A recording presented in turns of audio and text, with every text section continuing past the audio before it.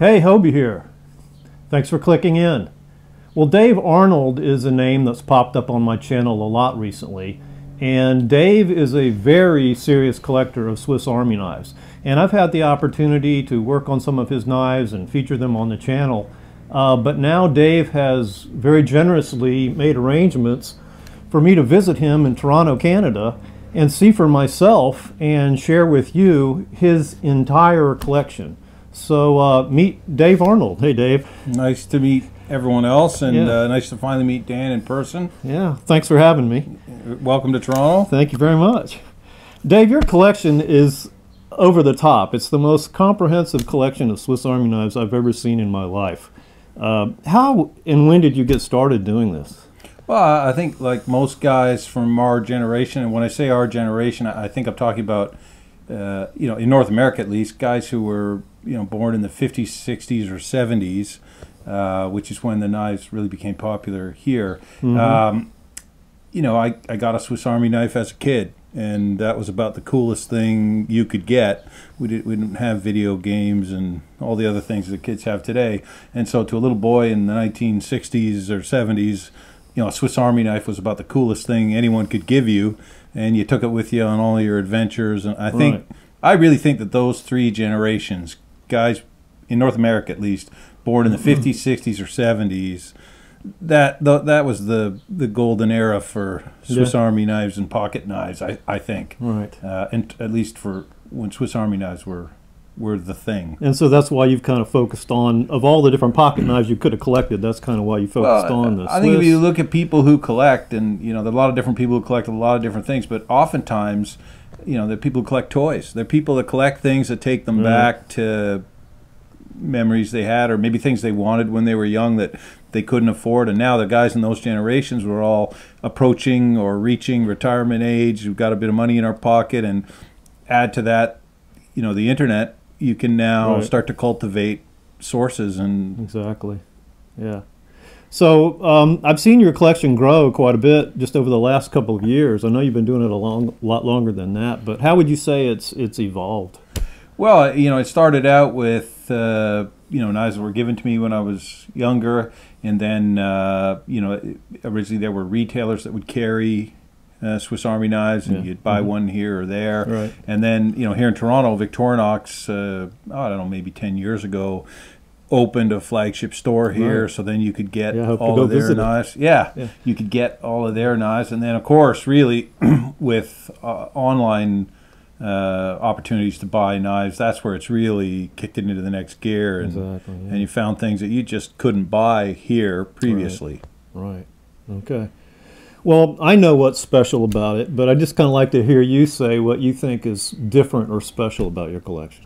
Well, I think, and when we're going to show the collection, people will see this. Mm-hmm. I think the one thing that stands out about my collection compared to probably anybody is just the depth, the multiple versions of the same knives, where you can follow the evolution and history of a knife right through, and have multiple examples of the same thing. So the depth of mine, I think, is a strong thing about my collection.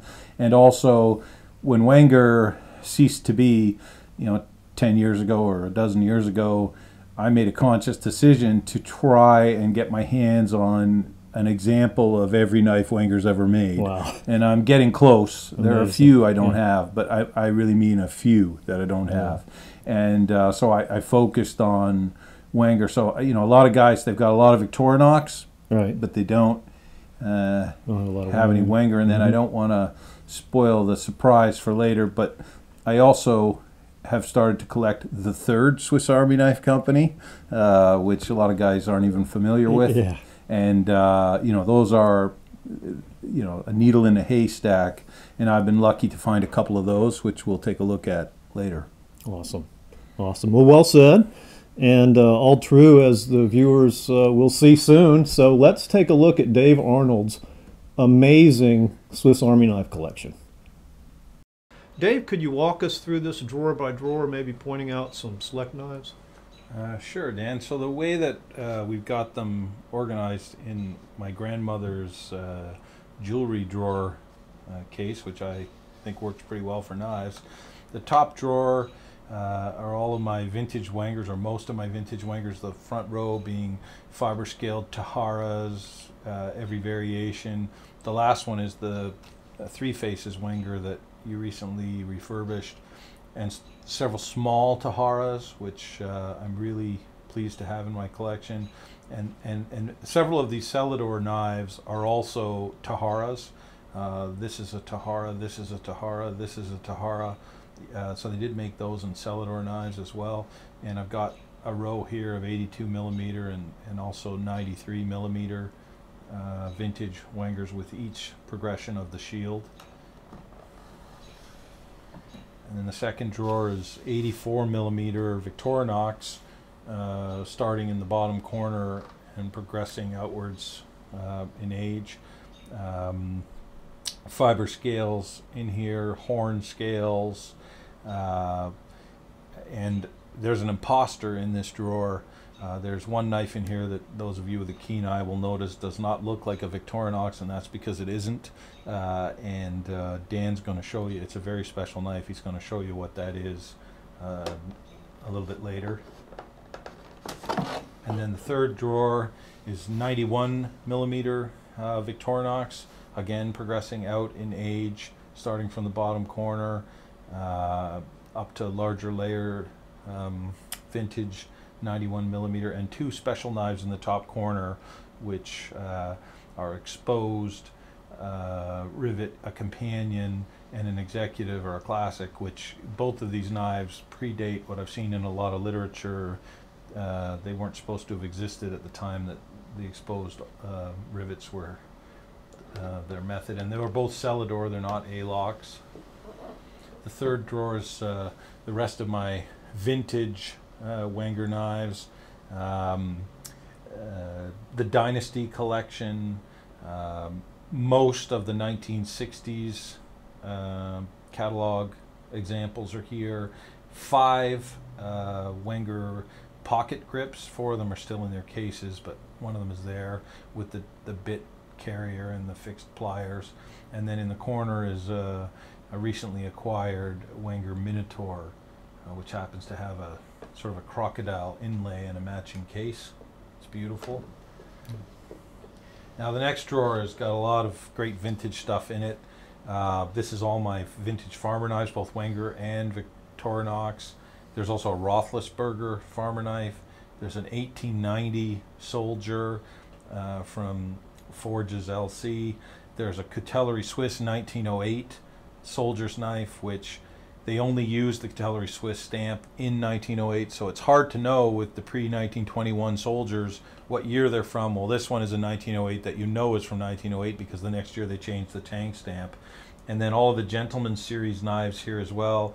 There are 2 wide long nail files in here that Dan recently featured. And over here, if you can pan over here, this is a Wenger gentleman's knife with a long nail file in the back, which Dan's going to show that knife specifically to you later.